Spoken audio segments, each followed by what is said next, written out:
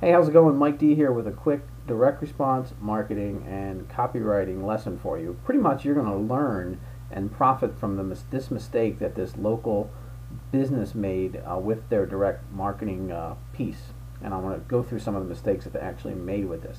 Now, just to preface it, sometimes when people kind of get the whole copywriting and they realize that you can put certain words in and say certain things in certain ways and put them on paper and either send them out in the mail or even use them on the computer screen and get people to take action. It's kind of like a really cool thing at first. They realize, wow, this is pretty neat. I can put a message out there and people will respond to it, and they see how, claims other people make and how it's worked. So they try to do it, which is great. I'm all for taking action. That's one thing that happens when they get the whole direct response copywriting or marketing bug, or they see one of those an outside the box marketing concept and they say, wow, I'm going to do that for my business, which again I commend it because first of all, a lot of people they don't even market at all, and a lot of times people, when they see a new idea, they become very skeptical of it and they say, oh well, that don't work for me. So I give this company, this business, an A for effort. However, they made some fundamental mistakes, which either was the fault of the owner, well, either way it's the fault of the owner, right? But the owner just kind of plowing forward without getting all the facts, or hiring maybe a direct response marketing consultant or a copywriter who's not 100% on their game. Let me show you what they did. Okay, it was a letter to a list of previous customers. We kind of doodled along a little bit. That's us. That wasn't on there, but it was addressed to the previous owner of this house.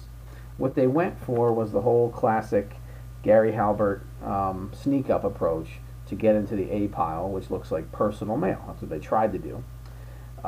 And for the most part, here's the mistakes they made with that. Big one, they tried to use what looks like a live stamp, but that's actually a bulk stamp. The bigger mistake is inside the address. They have this or current resident.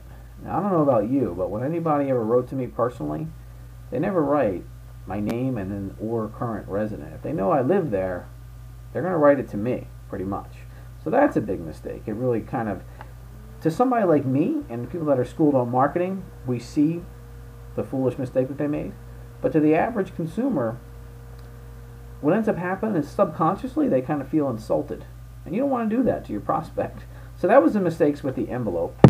Then what they tried to do was a classic. I know, Bill Glazer teaches this a lot, and I've used this for my businesses, and I've helped clients use this concept as well.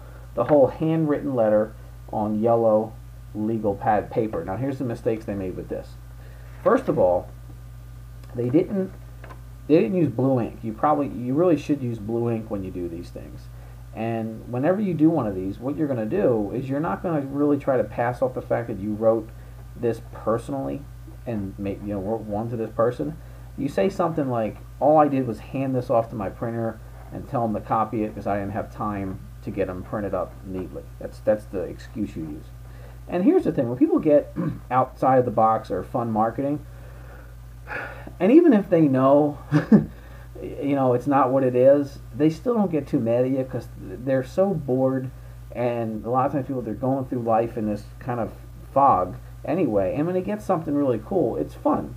So they don't mind it so much, but when you really screw up, it insults people's intelligence, and subconsciously you don't want that to happen with your prospect. So the copy's actually not bad. It talks about how they overbought and how they're giving their best customers a deal.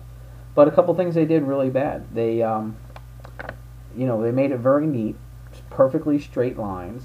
And over here, they used dear friend. They really should have used the person's name. They could do that. It's very easy, not too expensive. Use variable data. And they didn't really put a headline. All right, they didn't do a headline here. But like I said, the copy's not too bad. I mean, it would work because they're not, maybe not a lot of people are even doing anything. But the fact of the matter is, what they really screwed up on was congruency. So here's the lesson: when you're going to plow forward using direct response marketing, make sure you get all the facts. And as we all should do, we should all have advisors in some capacity. get a good direct response marketing consultant who, or a copywriter, I'm one of them, who can literally guide you through doing this effectively.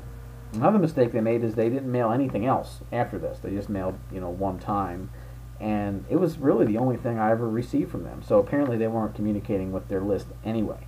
And here's the sad reality. The sad reality is their results could have been much better if they did certain things right. I mean, they didn't even use real legal pad paper. They just used like yellow stock paper, because it doesn't even have any lines on the back.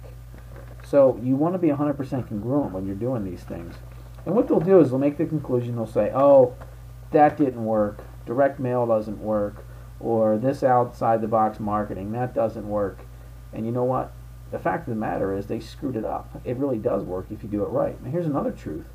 Right now is actually a good time to be using direct mail, because a lot of the big companies, they cut back.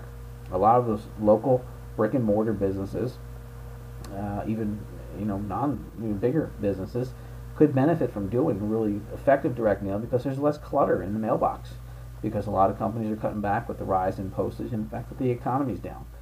So there is an opportunity out there in direct mail, and also when you combine it with effective internet marketing, it really could work. But you have to get the whole story. All right? So for more direct response marketing lessons and to subscribe to my newsletter, just go to askmiked.com. And also you can get a free ebook when you go there as well, Street Smart Persuasion. So check that out. Anyway, I hope you got a lot out of this quick direct response marketing mistake that this local business made, and I know you can profit from it. Take care.